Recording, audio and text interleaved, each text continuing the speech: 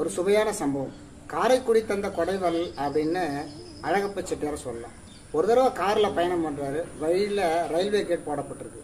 சுட்டரிக்கிற வெயில். காருக்குள்ளே இவர் இருக்கார். வெளியில் ஒரு பாட்டி கூட நிறைய வெள்ளரி பிஞ்சல் எடுத்துட்டு இவர்கிட்ட வராங்க. ஐயா, உச்சி பொழுது ஆயிடுச்சு, இது வரைக்கும் வியாபாரம் நடக்கல, ஒரு காலனாவுக்கு வெள்ளரி பிஞ்சு வாங்கிக்கங்க அப்படின்னு கொஞ்சம் வெள்ளரி பிஞ்சில கையில் எடுத்து கொடுக்குறாங்க. வெள்ளரி பிஞ்சில வாங்கிக்கிட்டு 100 ரூபாய் எடுத்து கொடுக்குறாரு அழகப்ப செட்டியார். என்னையா காலனாவுக்கு 100 ரூபாய் தரீங்களே அப்படின்னு அந்த பாட்டி கேட்குறாங்க. பரவாயில்லம்மா வச்சுக்கங்க அப்படின்னு இவர் சந்தோஷமாக கொடுக்குறாரு. வாங்கிட்டு அந்த அம்மா கூடையில் இருந்த அத்தனை வெள்ளரி பிஞ்சுகளையும் அங்கே விளையாடிட்டு இருந்த அத்தனை குழந்தைங்களுக்கும் பிரித்து கொடுத்துட்டாங்களாம்.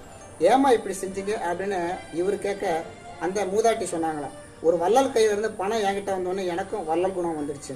2 பேரும் மாறி மாறி சந்தோஷத்தோட அங்கிருந்து புறப்பட்டு போனதா அந்த சம்பவம் நமக்கு முடியுது.